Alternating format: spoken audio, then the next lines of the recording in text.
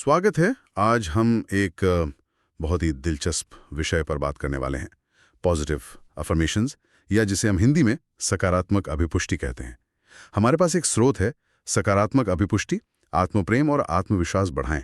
और ये स्रोत बताता है कि कैसे ये छोटे छोटे वाक्य जो हम खुद से कहते हैं, हमारे अंदर की दुनिया को, मतलब हमारे आत्मप्रेम, आत्मसम्मान और हाँ, आत्मविश्वास को भी कैसे मजबूत कर सकते हैं।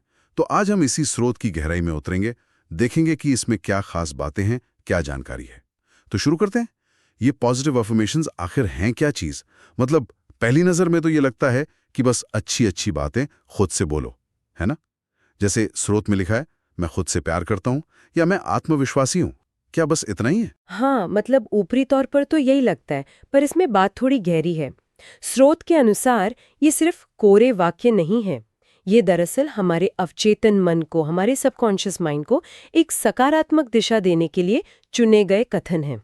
मकसद सिर्फ अच्छा महसूस करना नहीं है, बल्कि धीरे धीरे, बहुत धीरे धीरे हमारी जो बुनियादी सोच है ना, हमारे जो बिलीव्स हैं, उनको बदलना है। अब समझ लीजिए जैसे मन एक बगीचा है और ये एफर्मेशंस उसमें सकारात्मक बीज बोने जैसा है। मन का बगीचा, वाह, ये अच्छा नजरिया है। और ये स्रोत इस बात पर इतना जोर क्यों देता है कि आत्म प्रेम, आत्मसम्मान और आत्मविश्वास इतने जरूरी क्यों हैं? मतलब सुनने में तो अच्छा लगता है, पर रोज की जिंदगी में इनका क्या रोल है? बिल्कुल, ये सवाल बहुत अहम है और स्रोज इसे बहुत अच्छे से समझाता है। देखिए, आत्मप्रेम को ये दस्तावेज क्या कहता है कि ये हमारे बाहरी रिश्तों की नींव है।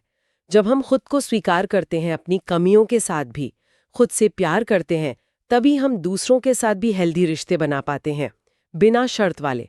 अगर खुद से प्यार नहीं तो रिश्ते अक्सर किसी जरूरत पर या असुरक्षा पर टिके होते हैं, वो टिकते नहीं। सही बात है। फिर आता है आत्मसम्मान। स्रोत बताता है कि ये हमें एक तरह की नैतिक ताकत देता है, सही फैसले लेने की ताकत, अपनी सीमाएं तय करने की ताकत, और हाँ, जरूरत पड़ने पर ना कहने की भी। जब हम अपना सम्मान करते हैं ना, तो हम दूसरों को भी अपना अनादर करने नहीं देते। ये हमें मुश्किलों का सामना करने में मदद करता है, मजबूती से। और आत्मविश्वास? और आत्मविश्वास, हाँ।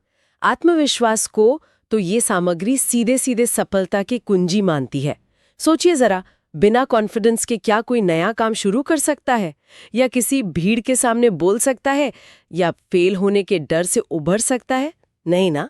आत्मविश्वास ही हमें रिस्क लेने का, मौके पहचानने का और उन्हें भुनाने का हौसला देता है। स्रोत बिल्कुल साफ कहता है कि अगर ये तीनों, आत्मप्रेम, सम्मान और विश्वास, ना हो तो इंसान अक्सर तुलना, शक और नाकामी के एक चक्कर में फंसा रह जाता है। ये तो सोचने वाली बात है कि कैसे ये तीनों चीजें जुड़ी हुई हैं और हमारी पूरी जिंदगी को दिशा देती हैं। लेकिन यहाँ एक बड़ा सवाल खड़ा होता है, ये काम कैसे करते हैं? क्या सिर्फ मैं काबिल हूं बोलते रहने से कोई सच में काबिल बन जाता है? ये कहीं सिर्फ खुद को बहलाना तो नहीं, या इसके पीछे कोई असल प्रक्रिया है? हाँ, ये सवाल बहुत लोग पूछते हैं और स्रोत कहता है कि ये बहलाने से कई ज्यादा है। प्रक्रिया थोड़ी धीमी जरूर है, मानती हूं, पर वास्तविक है। होता क्या है कि जब हम किसी सकारात्मक वाक्य को बार बार दोहराते हैं, पूरी भावना और विश्वास के साथ, तो वो धीरे धीरे हमारे अवचेतन मन में उतरने लगता है। और अवचेतन मन, जैसा हम जानते ही हैं, वो हमारी आदतों का, हमारे व्यवहार का, हमारे गहरे विश्वासों का भंडार है। असली बदलाव वहीं पर होता है। गहरे विश्वासों का भंडार। हाँ, ये दोहराव हमारे पुराने, अक्सर नकारात्मक विश्वासों को चुनौती देता है, उन्हें कमजोर करता है और धीरे धीरे बदलने लगता है। मान लीजिए किसी के मन में बचपन से बैठा है कि मैं गणित में अच्छा नहीं हूं। अगर वो व्यक्ति रोज पूरी ईमानदारी से दोहराए, मैं गणित को आसानी से समझता हूं और उसमें बेहतर हो रहा हूं, तो धीरे धीरे ये नया विश्वास पुराने की जगह लेना शुरू कर सकता है। और जैसा कि स्रोत बताता है, विश्वास बदलते ही सोच बदलती है। सोच बदलती है तो भावनाएं बदलती हैं। बिल्कुल, भावनाएं बदलती हैं, भावनाएं हमारे व्यवहार को असर करती हैं, और नया व्यवहार फिर नए नतीजे लाता है। ये एक चेन रिएक्शन जैसा है। अच्छा, तो ये एक तरह से दिमागी रीप्रोग्रामिंग हो गई। स्रोत में रेटिकुलर एक्टिवेटिंग सिस्टम यानी आरएस का भी जिक्र था। उसका क्या रोल है इसमें? वो क्या चीज है? हाँ, आरएस का जिक्र भी काफी दिलचस्प है। स्रोत उसे हमारे दिमाग के गेटकीपर या फिल्टर की तरह बताता है। देखिए, हमारा दिमाग हर पल लाखों तरह की जानकारी रिसीव करता है, पर हम हर चीज पर ध्यान तो नहीं देते ना। नहीं, बिल्कुल नहीं। तो आरएस ये तय करने में मदद करता है कि कौन सी जानकारी हमारी चेतन मन तक पहुंचेगी, किस पर हमारा ध्यान जाएगा। जब हम किसी चीज पर फोकस करते हैं, जैसे कि अपनी अफर्मेशंस पर, तो आरएस एक तरह से एक्टिवेट हो जाता है। एक्टिवेट हो जाता है, मतलब कोई उदाहरण दे सकती हैं? हाँ जरूर। जैसे मान लीजिए आप एक लाल रंग की कार खरीदने का मन बनाते हैं। ठीक है। अब अचानक आपको सड़कों पर, पार्किंग में, हर जगह लाल कारें ही दिखने लगती हैं। हाँ, होता है ऐसा। होता है ना। कारें तो पहले भी उतनी ही थी, पर अब आपका आरएएस उस जानकारी को फिल्टर करके आपके सामने ला रहा है, क्योंकि वो आपके लिए महत्वपूर्ण हो गई है। स्रोत के अनुसार अफर्मेशंस के साथ भी कुछ ऐसा ही होता है। जब आप दोहराते हैं मैं अवसरों को आकर्षित करती हूँ, तो आपका आरएएस आपके आसपास मौजूद उन अवसरों को पहचानने में आपकी मदद करने लगता है जिन्हें शायद आप पहले देख ही नहीं रहे थे।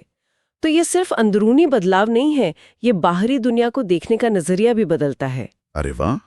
तो ये सिर्फ मन बहलाना नहीं है, हम सच में अपने दिमाग के सर्च इंजन को ट्यून कर रहे हैं कि वो पॉजिटिव चीजें ढूंढे। ये तो काफी शक्तिशाली विचार है। लेकिन क्या इसका कोई वैज्ञानिक आधार भी है? क्योंकि कई बार ऐसी तकनीकें थोड़ी हवा हवाई सी लगती हैं। हाँ, ये चिंता बिल्कुल वाजिब है और स्रोत इसे एड्रेस भी करता है। वो बाकायदा वैज्ञानिक दृष्टिकोण भी देता है। न्यूरोसाइंस यानी तंत्रिका विज्ञान की स्टडीज का हवाला देते हुए ये बताता है कि हमारा दिमाग पत्थर की लकीर नहीं है, वो बदल सकता है। इसी को न्यूरोप्लास्टिसिटी कहते हैं।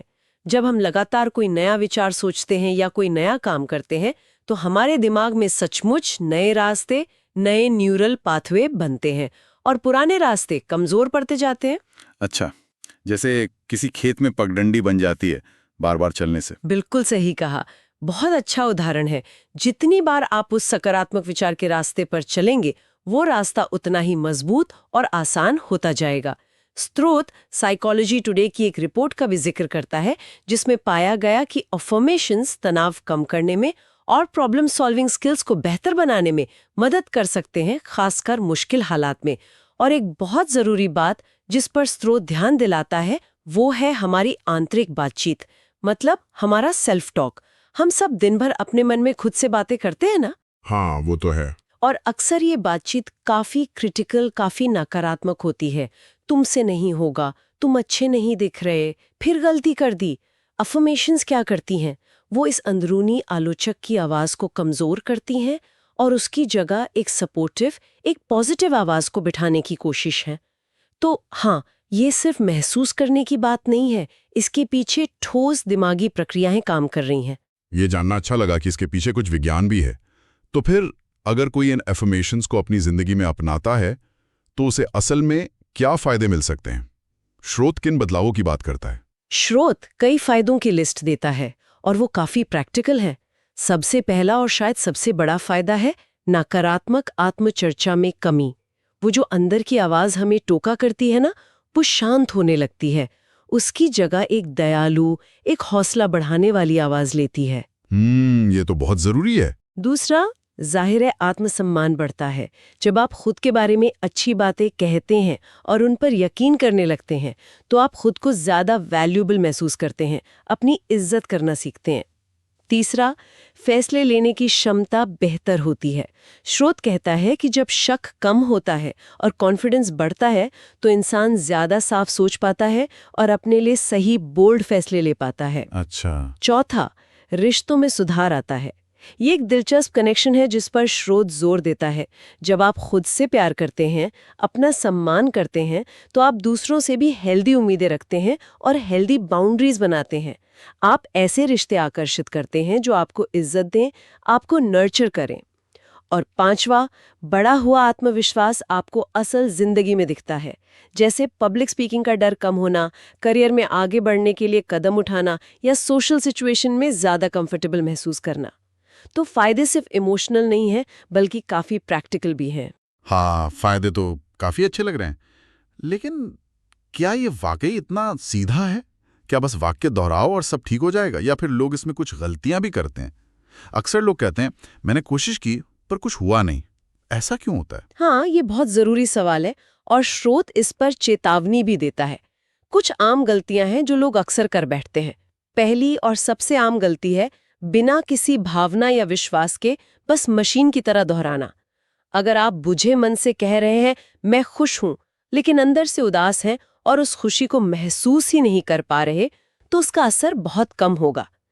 इमोशन, भावनाएं इन वाक्यों को पावर देती हैं। अच्छा, मतलब महसूस करना जरूरी है। बिल्कुल। दूसरी बड़ी गलती है बेसब्र होना। जैसा स्रोत कहता है, ये मैराथन है, 100 मीटर की दौड़ नहीं। सालों के नेगेटिव पैटर्न कुछ दिनों में नहीं बदलते। लोग तुरंत रिजल्ट चाहते हैं और जब नहीं मिलते तो हार मान लेते हैं। कंसिस्टेंसी यानी लगातार करना बहुत जरूरी है।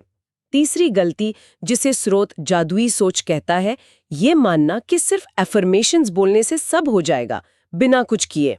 अगर कोई कहे मैं अमीर हूं पर पैसे बचाने या कमाने के लिए कुछ ना करे तो शायद ही कुछ बदलेगा।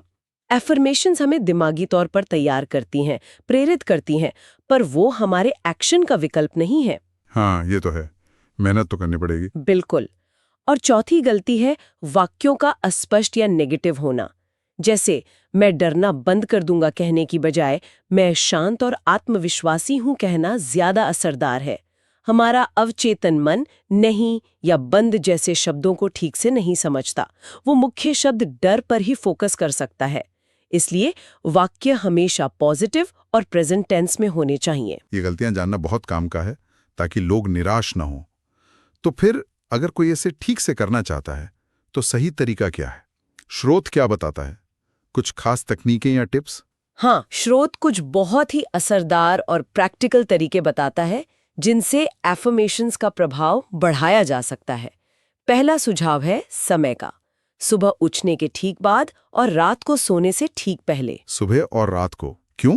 क्योंकि इन समयों पर हमारा दिमाग, हमारा चेतन मन थोड़ा शांत होता है और अवचेतन मन सुझावों के लिए ज्यादा खुला होता है, तो ये बातें सीधे अंदर तक जाती हैं।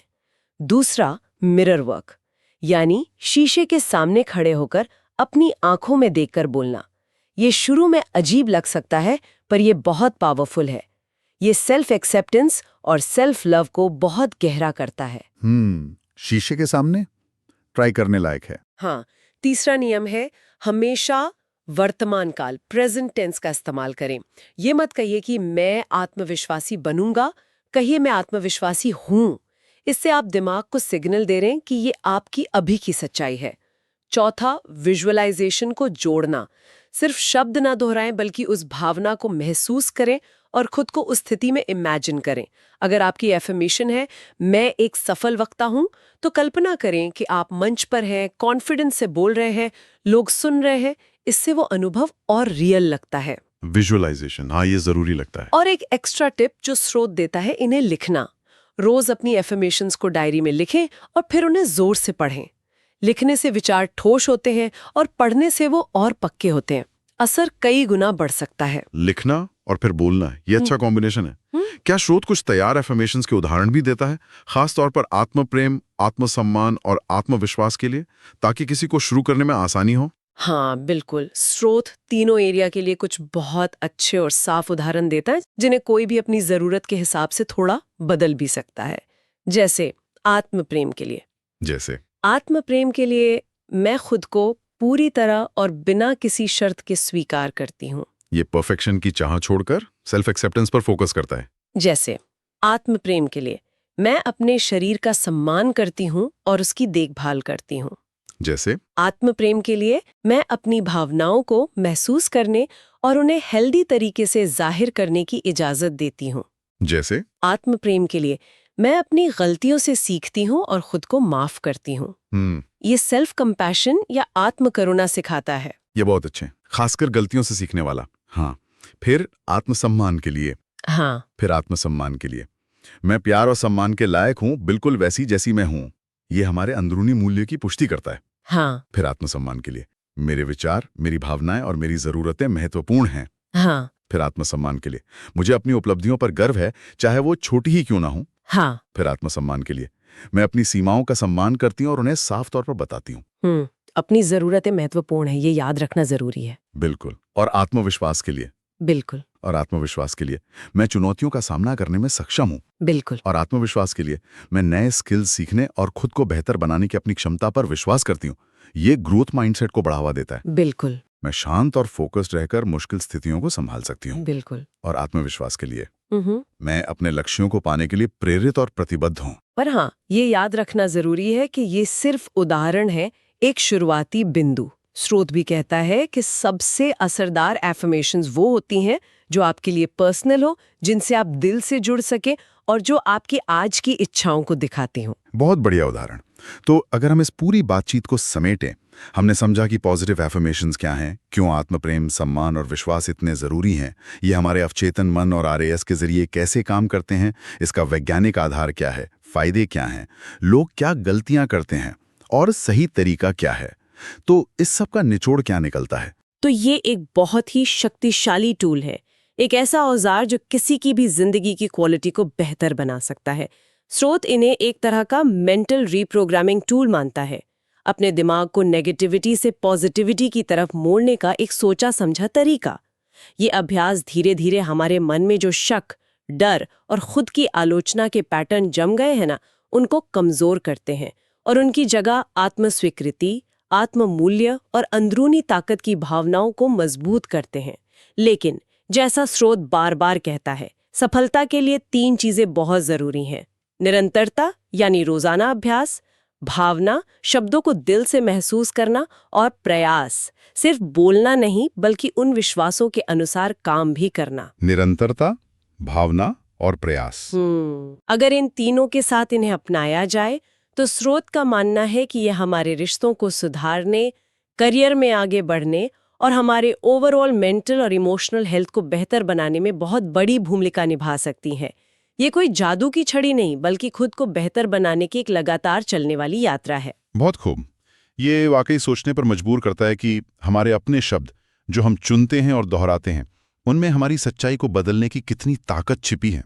ये एक तरह से अपनी कहानी को फिर से लिखने जैसा है, एक ज़्यादा पॉजिटिव, ज़्यादा मजबूत तरीके से। और यहीं पे हम अपने सुनने वालों के लिए एक विचार छोड़ना चाहेंगे जिस पर वे आगे सोच सकते हैं। स्रोत हमें सकारात्मक वाक्य दोहराने की शक्ति के बारे में बताता है, यानी नई अच्छी जानकारी को मन में डालना। लेकिन क्या इस प्रक्रिया को और भी शक्तिशाली बनाया जा सकता है अगर हम साथ साथ अपने अंदर उठने वाली उन पुरानी नकारात्मक आवाज़ों या विश्वासों को पहचानें, समझें और उन्हें एक्टिवली चुनौती दें? क्या सिर्फ पॉजिटिविटी जोड़ना काफी है, या नेगेटिविटी को समझना और उसे संबोधित करना भी उतना ही जरूरी है? इस अंदरूनी बातचीत के दोनों पहलुओं, पोषण और सफाई का संतुलन कैसे बनाया जाए, इस पर सोचना शायद इस पूरी यात्रा को और भी गहरा और असरदार बना सकता है।